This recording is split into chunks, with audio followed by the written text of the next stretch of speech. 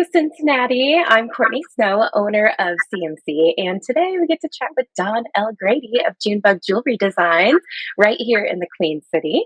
I am wearing one of her gorgeous necklaces as well as one of her bracelets, and these things are beautiful.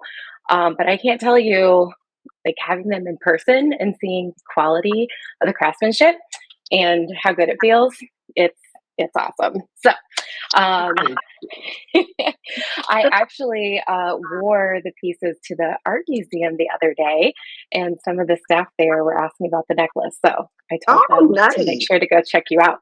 Yes. Nice. Thanks. Perfect. Yes. So um, we have a couple questions prepared for you. So, Dot, do you want to tell everybody a little bit about you first? Okay. Hi, everybody. I am Dawn Grady, and I am a self trained, mostly metalsmith who specializes in copper and argentium silver designs, accented with semi precious gemstones. I fell in love with jewelry making probably about 15 years ago when I took a class at UC. It was just a simple bead stringing class, but that got me interested in learning more and more techniques. And I finally got into metal smithing, and now I can create my version of wearable art jewelry. I like to make statement pieces so that when you walk in a room, your jewelry can do some of the talking for you, or at least get Yeah. the conversation started. Yes, it definitely did. She was like, "Where did you get that?" And I was like, "What?" And she's like, "That necklace." Oh my gosh, yes, yes, that's exactly what I want to have happen when you Yes. wear your pieces, but I also want them to be super comfortable when you wear them. Yeah, So it is. I also had yours to like actually is like show off. 17 feet, yes. You've got 17 feet of copper wire just wrapped around your Brazilian agate slice, which carries most of the weight of the pendant, but then it's balanced out by a really lightweight chain that has a hook clasp so that you can adjust the length any way you want to. You can tighten up on it, you can lengthen it up, and you even got a little sexy bead to go down your back when you're wearing your little summer Yes. dresses and things like that. Yeah, Mhm. I try to think of all of the little details so that it becomes a piece that you really treasure and that lasts you a lifetime.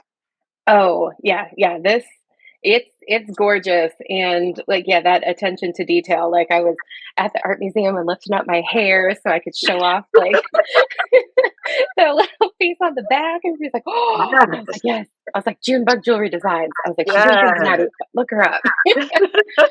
Thank you. Yes, and yeah, I told you, I was like, 'cause I don't wear a lot of jewelry, and I don't wear necklaces very often, but it was so comfortable, like, I almost forgot that I had jewelry on. Yeah. It was it was awesome, and my teenage daughter, she was like, "Oh, that's beautiful." She was like, "I'm gonna have the best jewelry passed down to me." Oh, Yes, that makes me feel so good. Oh my God. Tell her thank you. Thank you. yes. And it comes from you too. Um, so yes, so what is Junebug Jewelry Design? Well, Junebug Jewelry Designs is an online jewelry boutique as well as a brick and mortar storefront right in the heart of Over the Rhine. I'm right on Vine Street between 13th and 14th Street, kind of in the heart of everything. I'm near the Eagle and Quan Hapa and the Candle Lab. And in fact, the Candle Lab is my next door neighbor. So I just strive to make sure that when you walk in, you can find that piece that calls to you. I actually have a line of beaded gemstone bracelets like the one that you have. It's from my energy collection, and that's usually like a starting point for people when they walk into Junebug because I tie each of the bracelets to the metaphysical properties of the gemstones, and it's interesting to see which ones call to the folks that end up with them. So they'll go and they'll see a bracelet and they'll just keep touching it and picking it, just all these things. And then you talk to them a little bit and you find out that the energy that they need is exactly what was in that bracelet before they ever even read the card. So that's the joy that comes from actually having a storefront in downtown where people can come in, they can actually see how lightweight the pieces are. You can't always sell that on your website. The picture can't always do it justice in terms of just the comfort that goes into the construction of my designs. It's not just about the aesthetics, it's also about the meaning and the fact that it's very wearable and comfortable, because I do want you to forget that you have it on until you get those compliments. So exactly your experience is the experience that I want people to have. Oh, that's awesome. And I know I told you my husband has a whole collection of bracelets, the beaded bracelets, but yeah, he was very blown away by yours, and it looks Mm. great with the rest of his, but even just the clasp, how you did that, and yeah, it's Yeah, stunning. I You did a like great to job. use the snap class because I feel like gemstones are not suitable for stretch cord. I just feel like eventually the gemstone is going to saw through that stretch cord every time you put it on and every time you take it off. And eventually those gemstones are going to go flying. You almost never can find them all when that happens. So, and I just feel like gemstones are much more precious than a plastic stretch cord could ever do justice. So Yeah, mine are always going to be on wire that has at least a 25-pound break point to it. And it's always going to use that snap clasp because it's easy. Once you get used to it, it's very easy to get on and get off, but it stays secure. It's much more secure than any magnet clasp I've ever used. So, and the customers love them. So I keep them, and that's all that I use. yeah, I had never seen that before, and you wouldn't think that it would stay so securely, but it does. It Like, really does. Yeah. yeah, You've got to put some pressure on it to take it apart. And that's why usually when people come in and they're trying the bracelet on for the first time, they always think, "Oh my God, I'm going to break it," because they don't want to apply the pressure that it takes to unsnap it. Just the same way you would unsnap your jacket. But they feel a lot more secure with a jacket than with the bracelet. And I tell them, "Go ahead, it's a snap. Just pull it apart, and once they get used to it, then you realize, yeah, it's a very secure piece at that point. It's not going anywhere until you take it off." mm-mm. Yeah, it's good. It's one of my new favorites. Let's Oh, see. and by Well, the way, I've got some great ones now for Mother's Day. I just designed some really cute charm bracelets in my energy collection, but I used emeralds and I used agates because an emerald is a gemstone that really hones in on the unconditional love, and you don't get more unconditional love than you would get from a mother. And an agate is a very protective stone. They used to use agates on armor before they went into battle. Nobody will protect you more than your mother. So these bracelets come with a charm that says, "Everything I am, you help me to be." So that's my Mother's Day design for this year. So I feel like for graduation season and for Mother's Day, the Energy Collection has a little bit of something for everybody. I mean, there's a stress whisperer, there's a no more drama. I mean, I've got confident and stress free, take the stage for the extrovert in your life. There's a King's Guard. That's the one that your husband is enjoying. It's a protection bracelet for men. And the list goes on. So I like to make sure that I have a little bit of something for everybody. But my real love are my statement pieces, my statement necklaces, my choker mhm, necklaces, my earring designs, the silver that I use, like on these earrings here. All of my silver is argentium silver. A lot of people have never heard of it, and I hadn't either until I started making jewelry. It has similarities to sterling silver, but it has a more pure silver formula. It's 0.935. But the beauty of it for everybody is that it is tarnish resistant. That doesn't mm, mean it won't ever tarnish. You still have to protect it. You still have to clean it, but it stays much brighter than traditional sterling, and it doesn't require the plating that sterling silver requires. mm, So you have something that's incredibly hypoallergenic. You won't have that problem that a lot of my customers tell me about with some of their sterling pieces, that after a mhm, while, the sterling pieces start to bother them.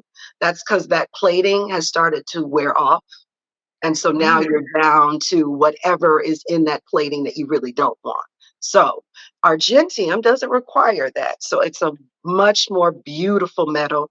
It's Mm. so bright and brilliant, and it's tarnish resistant, which is great. And for people like me with metal allergies, it won't bother your ears because I'm super sensitive to metals. The Argentium silver that I use is very hypoallergenic. And when I'm putting together my copper pieces, I always seal them for that reason to protect the skin. A lot of people will react to or actually, the copper will react to people's skin. It's really not the other way around. Actually, it's the patina that's developing off the copper that you see when your skin turns green.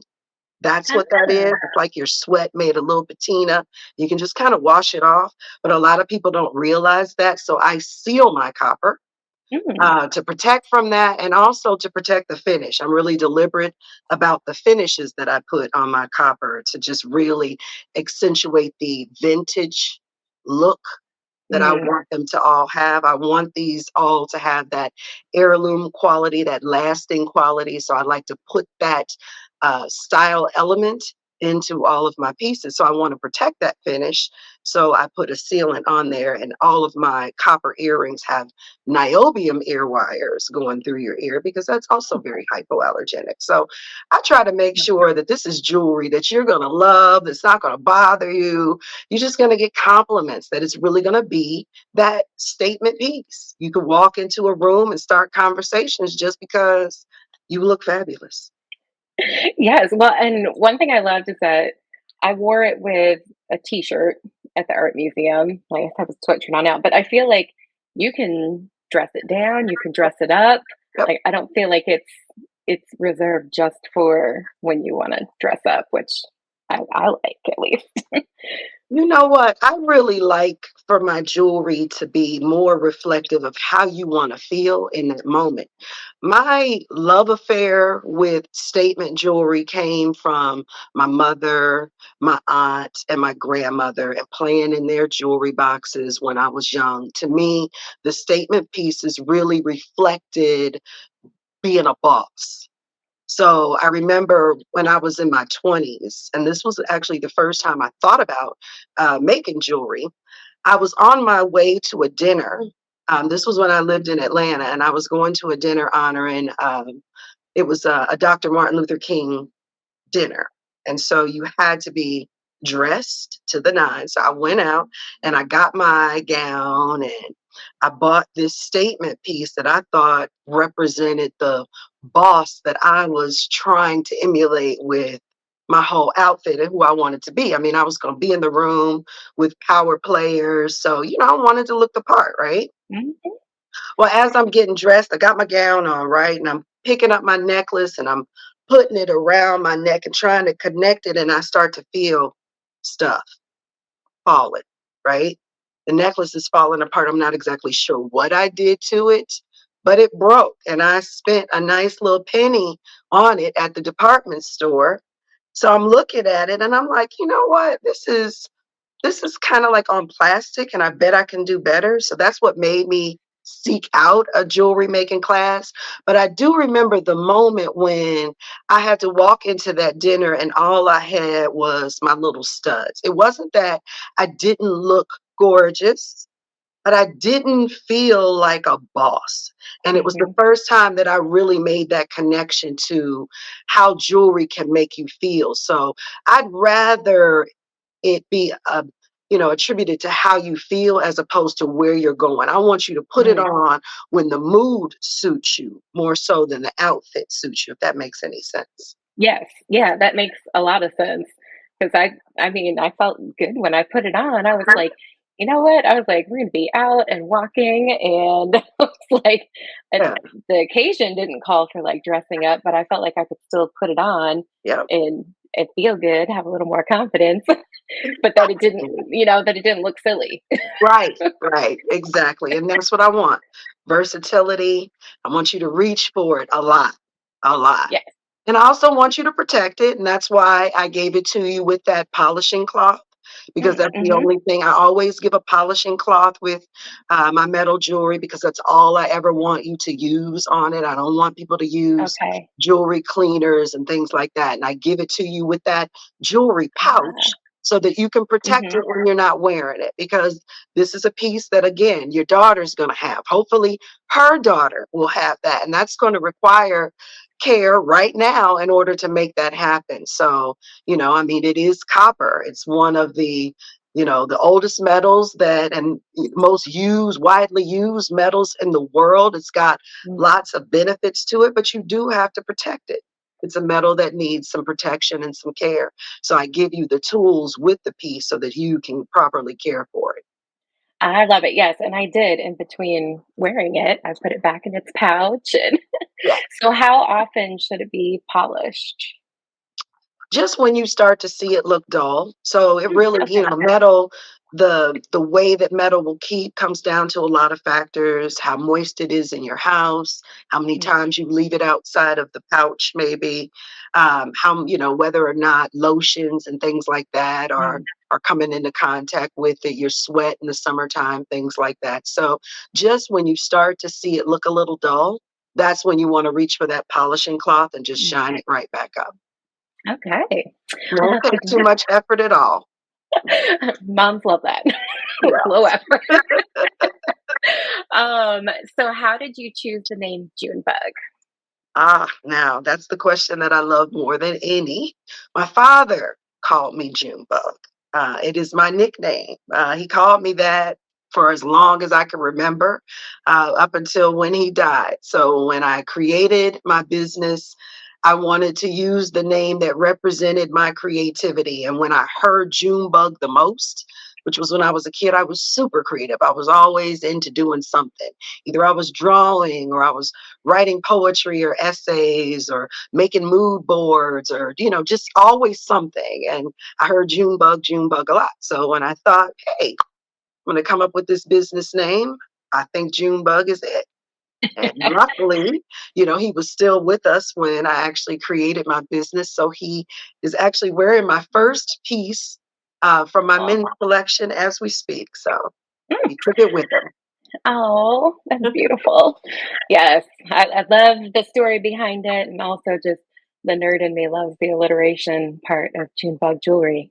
Yes, yes.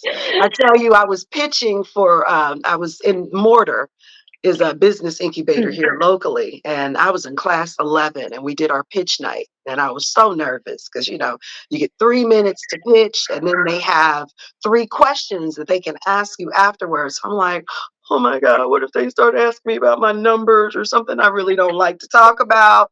And the first question was, so why'd you name it Junebug? And I was like, Daddy's in the room. Yes.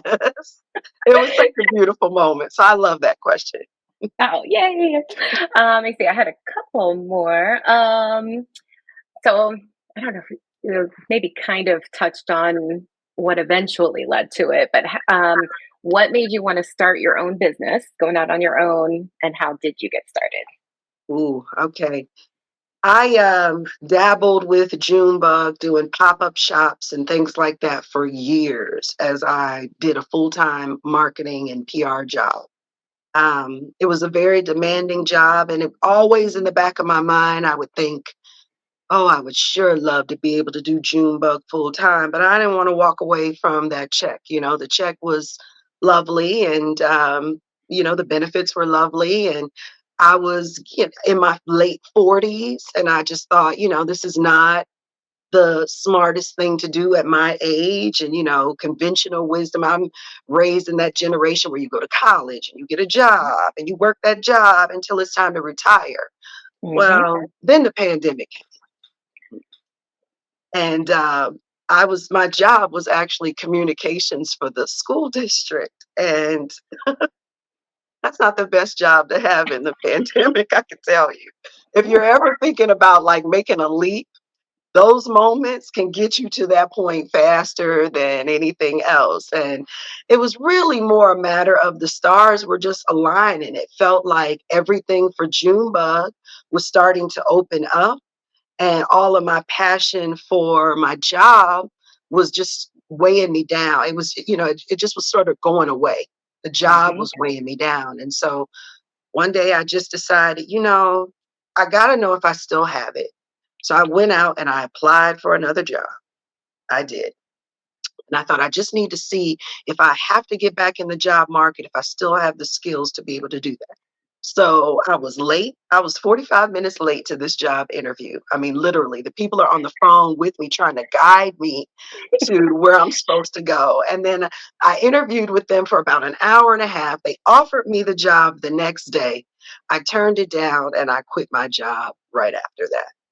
And I walked out of my job and walked into my business and got a grant that very first day. And it was confirmation to me that, I was on the right path. And so many wonderful things have happened since I decided to take this leap. It wasn't something that I did easily. Truth is, it took years to get to that point. But I figured, we only get this one life. If the pandemic said anything, it was life is really precious, but life is also very short. Hmm. So when was I going to do it? Was I going to wait until retirement when now I've got arthritis and I don't want to make jewelry anymore? Or am I going to Hmm. do it now when I know that, worst case scenario, I can always go back and work for somebody else, but let me give myself a shot. So I gave myself a shot Good for and I you. love it. I love it. Yes, I'm glad you did. I love, I mean, you can definitely tell you have that marketing and PR background, like just looking at your social media and your website, like everything's so fun and bright. And it's just like, ooh, it's like, You. I want to be Thank one of her models. you. Boy, I tell you though, doing it for yourself versus when you have a team to do it is a big difference. It is entrepreneurship is not for the faint at heart because when all of a sudden all of the roles are in your lap, including making the jewelry, some days can be really challenging, but they're my days. Yeah. And every time I can put a piece on somebody and just watch them light up and get pictures from them because they just love this piece. One of the best moments ever was a customer she's been a supporter of Junebug since the very first trunk show I ever had in my mother's living room. um, but she was born in Liberia. She has raised four children here in the US. She's married here in the US, but she wasn't a citizen. And one day I'm flipping around on Facebook and I see her with the judge that swore her in as a citizen. And what was she wearing? She was wearing June her Jumper. Junebug jewelry. And she was Ah, wearing a piece that was my lady pendant that has all these swirls around a Brazilian agate like yours. And the mm, swirls, some are perfect, but some are not so perfect. And that's how life is, but all of those moments come together and make something beautiful. And she chose to wear that piece on one of the biggest days of her life. And that was a moment for me. I'll never forget that feeling of seeing my piece representing such a powerful time in her life. And then I could flip through and all of her family photos, she was wearing Junebug. These are the kind of stories that I want to be able to continue to tell through my ah, business. yes, that's amazing. Yeah, it's definitely, it's more than just jewelry. That you, Yeah. yes, I love that. Let me see. Oh, well, one of my questions would be, what's the next collection coming with Junebug? But you already told us about the Mother's Day happening. So, But I'm always working on new designs. So the best thing to do is to get on my mailing list because I love to show new pieces to folks on my mailing list first. That's a promise that I make to folks who are on my mailing list that they get to see the jewelry before everybody else. But I am working on some new items that'll be ready in the next couple of weeks. So now is the best time to get on my mailing list because my birthday is coming up June 8th, and I always do a really big sale around my birthday, and I like to have lots of new pieces to go mm, along with it. So, yes, very exciting. Yeah. So, speaking of birthdays, so it looks like you keep a few months at a time of a birthstone inspired for the bracelets, right? yeah, yes. Okay. Yeah, I was excited I found you because my birthday's in March. That I had Yes, found yes, you when I was like, "Ooh, I can get a March one." yes, yes. I'm getting ready to put up the May one. I try to, do them, coordinate them with the month so that, Mhm. people are looking around their birthday time. But yes, the birthstone collection is one of those things that I really love too. Yes, it's fun. Um, okay. So I guess my last question was how can our listeners and viewers find you and get your jewelry for themselves? All right. Well, you can find me online at junebugjewelrydesigns.com. So Junebug Jewelry Designs with an S.com. I'm on Instagram and Facebook at Junebug Jewelry Designs, or my Cincinnati friends can come and visit me at Hmm. 1327 Vine Street. I'm right next door to the Candle Lab, in the block very close to Graders and with Quan Hapa between 13th and 14th. So 1327 Vine. Come down. I'm open Thursday through Saturday from noon to 6. Perfect. Yes, we'll make sure to put that all in there. We also have you in our Black owned business guide on the Yes. site. So we'll make sure to link all of that for everybody so they can check you out. But yeah, yeah, seriously, it's everything looks stunning in pictures, but you're right, getting to actually like see it and hold it and feel it and wear it is a whole new level. So Yeah. So come on down. You really do need to see it in person. yes. Well, thank you so much for making time for us and sharing. It's Thank always you for fun to having me. It's yes, been a pleasure, really. yeah, it's always fun to get to meet local Cincinnati stars and feature businesses around, especially with something very unique and beautiful like you do. So, Thank you. Thank you so much. yay. All right. Well, everybody, we will make sure to link everything for you. So make sure to check out Dawn and Junebug. And hopefully, we will see lots of pictures of everybody with their statement pieces. Yes, yes.